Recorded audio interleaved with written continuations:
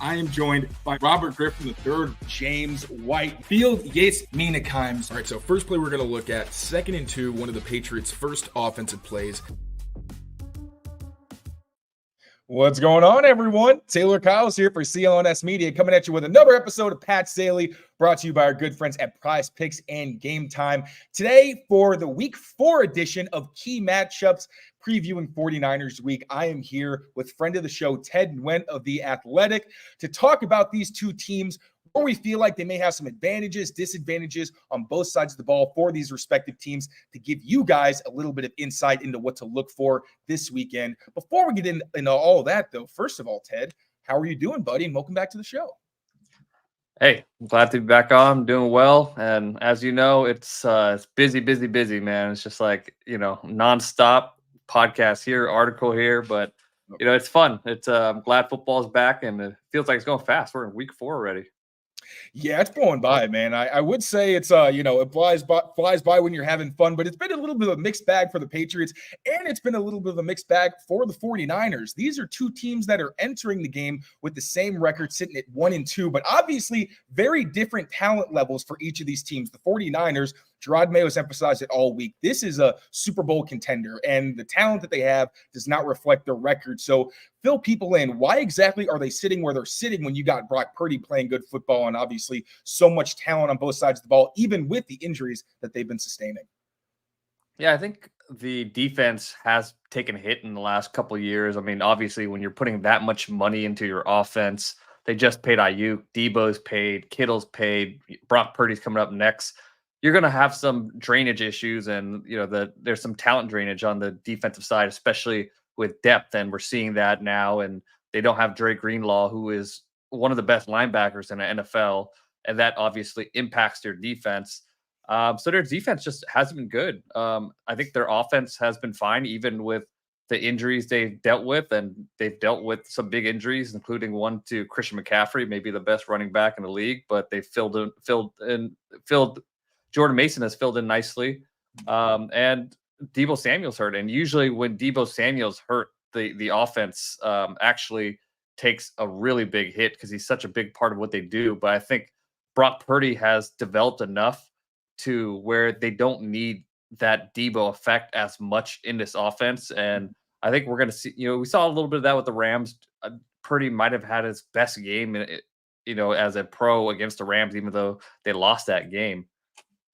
And then speaking of Brock Purdy, I'm watching the tape. I'm seeing this guy move like Harrison Smith, CJ Mosley, just killing teams over the middle. And he's been the best downfield passer in the NFL this season. So how have you seen him grow this season? Because really, I feel like people still think of him as, just another one of the quarterbacks that Kyle Shanahan plugs into this scheme. But it feels like more than that. It really does feel like he is not only doing what Shanahan needs him to do, but he's actually elevating the talent around him, like you kind of alluded to. Yeah, he's probably the most aggressive quarterback as far as throwing deep that Shanahan has had since Matt Ryan. And I feel like he's taking that downfield aggression to another level this season. And we're seeing him use his legs a little bit more, not to run, but to buy time. And that's an added element you just don't see a lot in the Shanahan offense, and is obviously making a difference for them. Yeah, and that's in my preview, little, spoiler for tomorrow morning. But that's one of the biggest things for me. The Patriots have been the worst defense in the NFL when it comes to those extended plays and keeping quarterbacks in. And that's after they faced Geno Smith, Aaron Rodgers, who wasn't really running around at all before that game, and then even Joe Burrow. So that's going to be a big one to watch. But we're not necessarily going to dive into that. We have plenty of other matchups to talk about, Ted. So hit us with your first key matchup that fans should be looking out for. My first key matchup is going to be George Kittle against Tavai or Kyle Duggar or whoever they match up against him. The Patriots are one of the worst teams at giving up targets to tight ends. And did I see this right? Did Conklin have a 120-yard game against? I watched that game and I didn't know that he was that productive until I saw the stats. I was like, is this a mistake? But man, he killed the Patriots, and I think George Kittle could have a similar effect too. Matchup against Tavai or Duggar in cover 2 or whatever it is. And I think he is going to play this game. He had a limited practice, but he's a tough player, and he's going to be tough down the seam. He's going to be tough to run with. The Patriots play a ton of man coverage. I think maybe a second or third highest rate in the league. And if you're going to play man coverage, you need to have a body type to match up against these great tight ends. And Kittle is one of the hardest matchup guys in the league. And also, when he catches the ball short, like, you have to be able to tackle him. The Patriots couldn't tackle Conklin, and Kittle's a whole another beast, when it comes to yards after catch. Every time you say Conklin, it's like I got a cold chill down my spine. And I swear, I think it was a career game for him. And you mentioned it, the cover 2 was a big part of that, because Aaron Rodgers was just finding situations where he was one-on-one with guys like Tavai. And, one time Tavai guesses wrong. Another time Raekwon McMillan, who's filling in for Jauan Bentley, gets exposed. And then Kyle Duggar had a couple lapses as well, where it seemed like he was the Tampa defender who was supposed to carry Conklin down the seam. He didn't do that. And then when you talk about the man coverage, I'm curious to see who they actually use, because we've seen Jalen Hawkins, Kyle Duggar, and even Jabril Peppers all used to cover tight ends. I would guess this would be more of a Duggar type week, even though Jalen Hawkins has been solid in that role. But with Duggar, he's good in coverage, but when you face guys like Kittle or even like a Dawson Knox type, where they're just, or not Dawson Knox, I'm sorry, Dalton Kincaid, where they're really flexible on top of being big and physical, that can present some challenges, because Duggar's a great athlete, but he's a little bit stiff if you're talking about him dropping his hips and having to shadow guys one-on-one. So that's a great call. I'm sticking with the second level, and I also am very excited to hear what you think about Jordan Mason, because I've got him versus Jelani Tavai and Raekwon McMillan. Really, the missed tackles last week, it was all over the place. It was the secondary, it was the defensive line.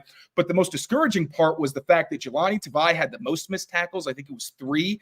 And then Raekwon McMillan, like I said, filling in for Jauan Bentley, he had a couple as well. One of those could have been a stop in the backfield, but Braylon Allen ran right through his face. So I don't know. Jordan Mason obviously has had some ridiculous lanes to run through. Like, I was going through his explosive runs, and it's literally just like, you could walk through with your hands wide open and you would not get touched. But he's also done a really good job of finishing those runs, exploiting them. It looks like he's got good change of direction and burst. And then the arm tackles do not work with him. So the Patriots are going to bounce back in this game. They cannot let him tear through the defense like we've seen with Braylon Allen and Breece Hall last week.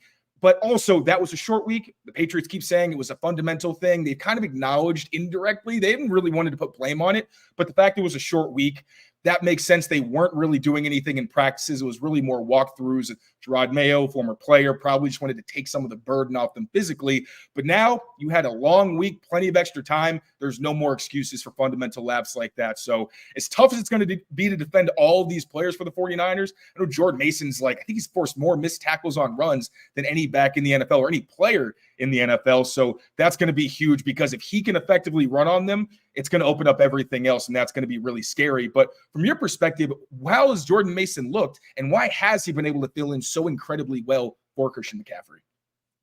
Yeah, I think he's just a really great zone runner. And, I almost compare it to and this is a lofty comparison, but I love watching zone runners. And it's almost like Arian Foster, how smooth he moves, find those cutbacks and how patient he is, and just how he sets up blocks and all those things. And it's just really fun to watch him find those lanes in this zone system.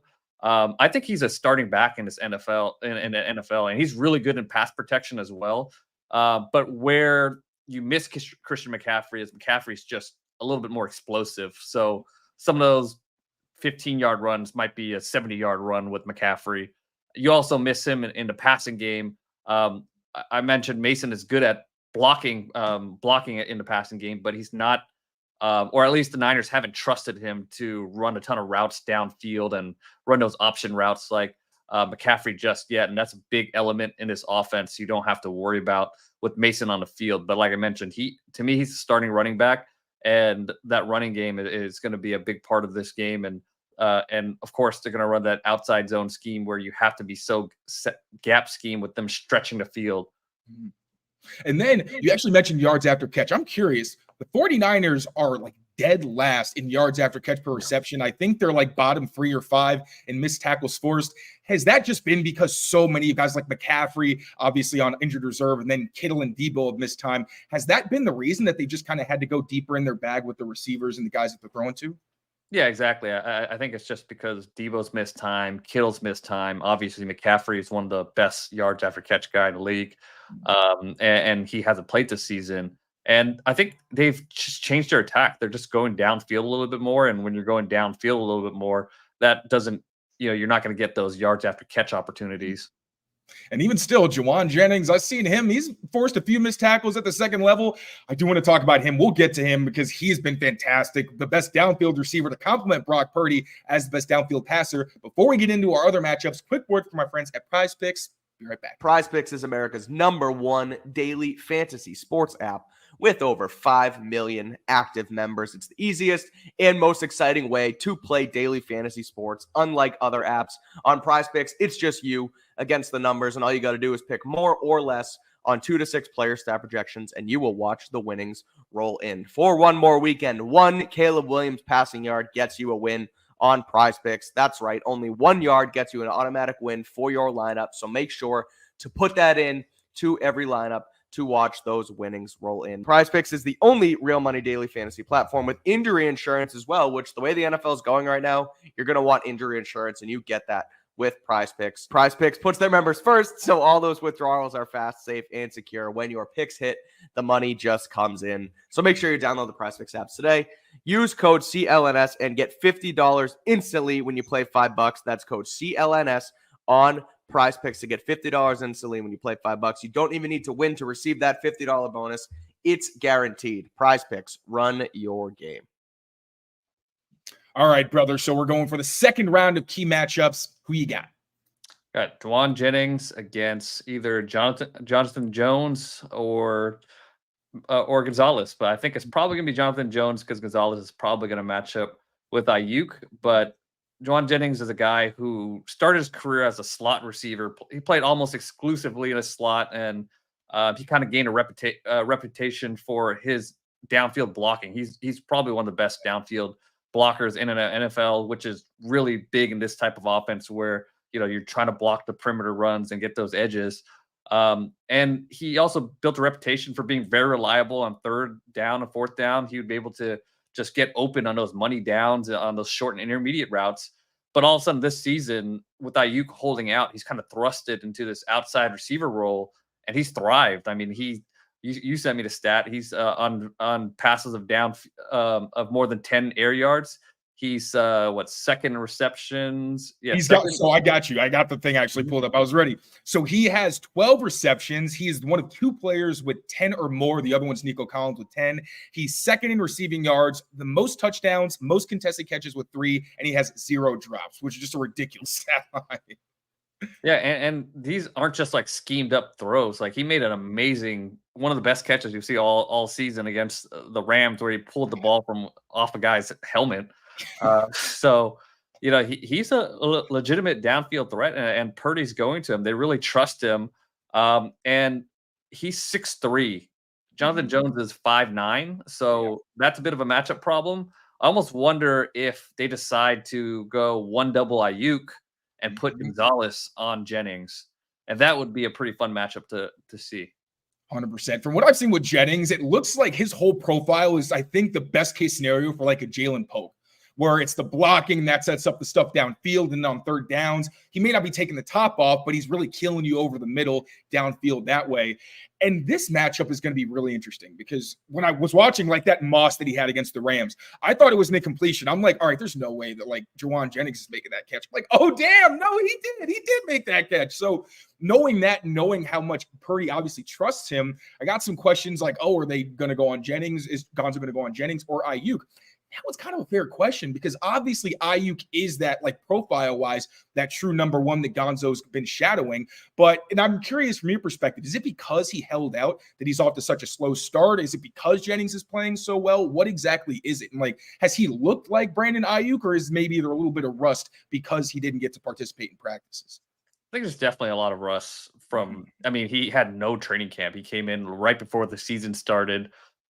He's had some drops, and I just don't think the trust is quite there. The chemistry isn't quite there with Purdy just yet, but I think it's starting to build up. So I wouldn't be surprised to see a breakout game from him anytime soon. So I think you still have to treat him like your number 1 receiver just because he's been that for the Niners. So yeah, it's going to be interesting to see how they treat him. I think for me, the best approach is to just double him and then have Gonzalez shadow Jennings. I agree. I'm starting to lean that way too, because I mean, if they're not going to be thrown to Ayuk, obviously, usually that'd be a good thing. But also, like you said, if the trust isn't there, you'd rather take out the number one target, not necessarily just the number one physical threat. Now, for my matchups, I'm going with Ramondre Stevenson versus this 49ers front. Now, looking at the stats, the 49ers run defense has not been good. And the thing that they've been worst at is defending duo. And that's the Patriots' bread and butter. Now, last week, there was a lot of reasons for this because they were down by 14 points by their third possession. I know they wanted to open the pass game up a little bit more because it's been so congested, but they got away from the run game. I think they only carried the ball like 6 times, something like that. Really, the Jets knew exactly what was coming. When they tried to go play action, they didn't show any respect for it. Like, they were going straight for the quarterback on naked bootlegs. They're blitzing and trying to go for the quarterback, not really trying to stuff the run. Alex Van Pelt, first-time, full-time play caller, he acknowledged, in hindsight, there was, game situation, but probably would have leaned more on the run to set up that run action, even though they've been running a ton the first 2 weeks. And he said, I have to learn every week. It's about improvement. Like, I got to get better. He's a self-aware guy, and I really do think that this will be a week where we see them say, you know what, let's get back to our identity. We cannot be predictable against Fred Warner, Nick Bosa, all these really talented veteran players who, if you give them any kind of tell, you're really putting yourself in a bad spot. So being able to run behind Layden Robinson, Mike Nguyen, David Andrews, I feel like that's going to be the recipe for success. Then you mix in the play action, the screens, and really try to keep these guys on their toes. Because if you can run effectively and force them to respect that, maybe you're going to get some downfield opportunities to keep you competitive, because even if the defense plays really well, I feel like it's not realistic to expect that they're going to totally put a lid on this 49ers pass game, especially. I know Debo returned to practice today. Kittle was limited, I think. So there's still a chance that those guys end up playing. But because you watch this team, why have they struggled against the run? And where are the gaping holes in terms of personnel? I think one thing they really worked hard on defending is this offseason are outside runs, because they got killed on crack tosses last year. So they're much better at stopping those runs and stopping explosive runs, but they're still pretty light up the middle. And like I mentioned, they missed Dre Greenlaw. So they're not giving up these huge gashes, but they just keep giving up efficient runs over efficient runs over efficient runs. So I think you just have to be patient. And like you mentioned, you want to run duo, you want to run inside on them. And duo is a concept where, you're getting double teams inside and you're trying to get that push up the middle. And that's how you attack the Niners defense. You just be patient. You might not get those 20-yard gashes, but if you keep getting 5-6 yard gains, then you're going to be able to move the ball and stay on schedule. And these are two West Coast teams. That's what it's all about. If you can get 3 yards a pop, that's fine. You can live with 3 yards a carry if that's going to be your main identity, especially because, like, we always talk about establish the run. And there's always the number, like, I think it's what Shanahan likes to call 35 runs in a game or something like that. Yeah, I think that's right. That's not my wheelhouse. I just want to make sure I'm not getting it wrong. But the reason for that isn't just, we have to hit this number. It's because if you're calling that many runs, it means you're in the game. Probably means you're dictating the pace of the game. And when you have that kind of volume, the other team really has no idea when you're going to have something built off of that. Now we're going to get into our final key matchups, Ted. But first, quick word from my friends over at Game Time. Be right back. Levi's Stadium at San Francisco 49ers, Patriots versus Niners. Little as $115 right now on the Game Time app. Not too bad if you're making the trip out there. If you didn't buy your tickets yet, wait a little bit more, but use Game Time because you might be able to get an even lower price as kickoff approaches. Game Time is the best ticketing app out there. We use it all the time. Our own game viewings, our concert viewings, etc. And they have a new feature now called Game Time Picks that makes it easier to get tickets to your favorite teams and watch them play live. It filters out all the fluff and shows you only the incredible deals and great seats, so you don't have to waste time searching through those thousands of tickets. They have super deals, they have awesome deals, they have great deals. And again, the app is super easy to use. You literally just go in, you search Patriots. I'm doing it right now while we're on here, Taylor. Dolphins at Patriots for the following week. Could be Drake May's first start, could have Tom Brady on the call. As little as $123 right now. And when you're in the app, you can click and look at your seat view and see what the game will look like right from your seat. So head over to Game Time today. Take the guesswork out of buying tickets with Game Time. Download the Game Time app, create an account, and use code CLNS for $20 off your first purchase. Terms apply. Again, create an account and redeem code CLNS for $20 off. Download Game Time today. What time is it? Game time. All right, bud. Third key matchup for you. What do you got? I was going to go with Nick Bosa, but I think I'm going to go with Malik Collins against either City So or I believe Layden Robinson's the starting right guard. Yeah, he's the right guard. Mm-hmm. Yeah, so either those guards match up against Malik Collins. Jonathan Hargrave obviously out for the season with his injury, so that leaves the second best defensive lineman for the Niners is going to be Malik Collins inside, who doesn't get huge sack numbers, but he's always very high up in those pressure numbers. Yeah. And they're going to give extra attention to Nick Bosa on the outside. They're not going to let him go one-on-one with we knew too much. And on the other side, Floyd just has not been that good. So I think Malik Collins is going to be the guy that could potentially wreck this game if he's able to just, destroy the interior of that Patriots offensive line. Yeah, I wanted to see what Hargrave's pressure numbers looked like. And I was like, oh, Collins is like 2% difference. Like he's still obviously really applying pressure to the quarterbacks. I'm also curious with Nick Bosa. It looks like he's lining up on both sides of the defensive line, whereas in previous years, it seemed like he was more of a left edge kind of guy. So what's the situation with that? And what are the circumstances where he's playing on each side? I think it's just they're not as strong on the edge as they used to be as far as depth. And like I mentioned, Floyd just hasn't been that productive of a pass rusher, and they're just trying to hunt matchups and put him in the best position to win and just try to make it a little harder to double him, because he just has to do so much more with this defensive line. It's not like the old Niners defensive line where they just send waves and waves of pass rushers at you. They really depend on Nick Bosa to do a ton for them, and they can't just put him on one side anymore and just hope that he wins. They have to put him in better positions where he can make a bigger impact on the game. It makes a lot of sense. Now, I'm going to stick to the trenches with mine. I'm going to go with Keion White and Joshua Uche versus Colton McKivitz and Jake Brendel. Now, again, I want your perspective on how exactly those guys have played, because really I've only been able to dig into the numbers, not their individual play necessarily, although it did look like McKivitz has had some trouble against some speed rushers, guys who can threaten both outside and inside. But Keion White is, I think, one of the only, I think he's got the 90 PFF grade or something like that. He's been tearing it up this season. Now, it hasn't been perfect, but I don't think we expected it to be. It's his second season. He was a raw prospect coming out of Georgia Tech.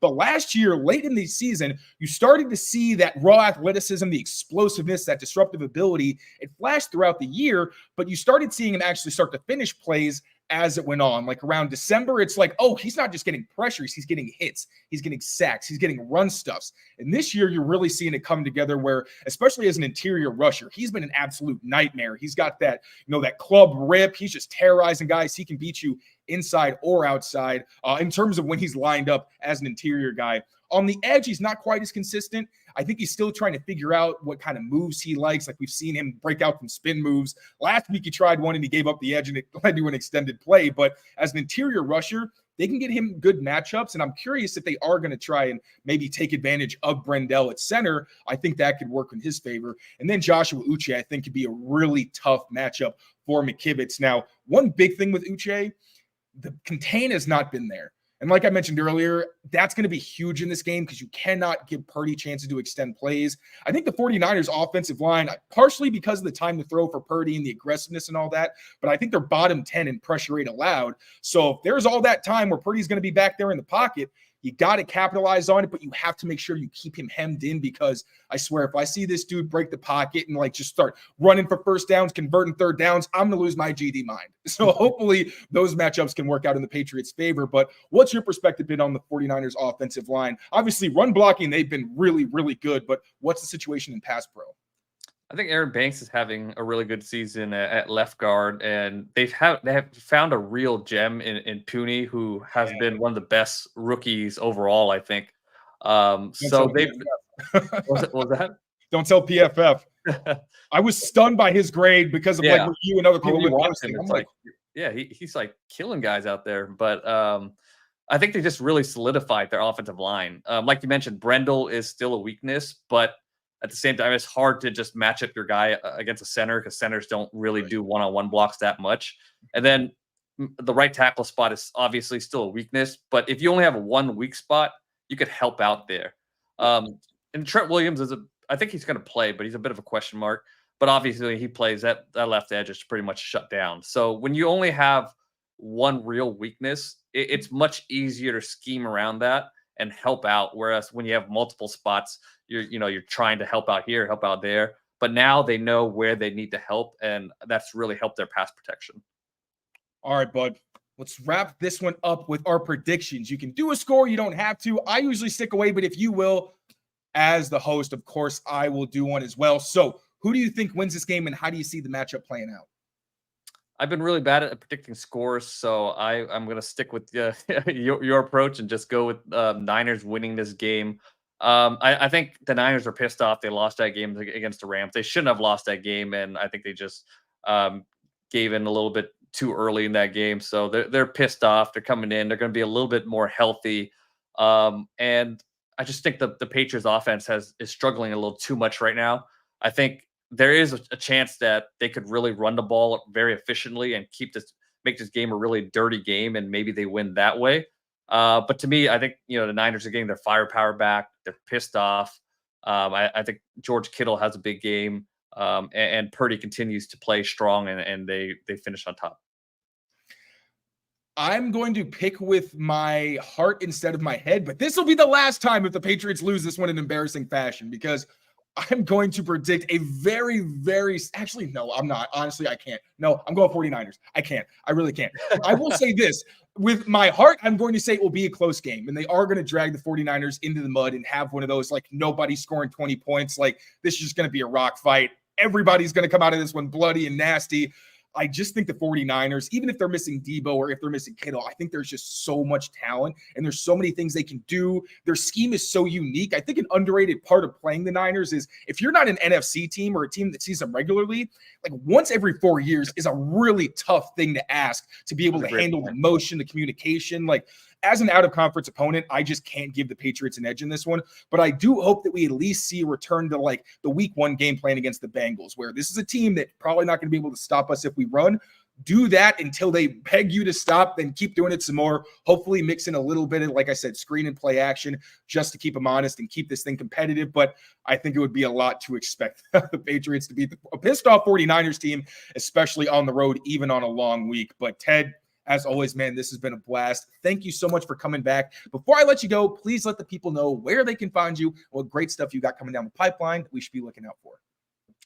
You can find my writing at The Athletic, and I'm on Twitter at FB_film analysis. One of the best in the game, brother. Thank you so much once again. And thank you all, as always, for watching. Now, take care of yourselves, take care of each other, and we will see you next time. Peace, y'all. Talk to you guys later.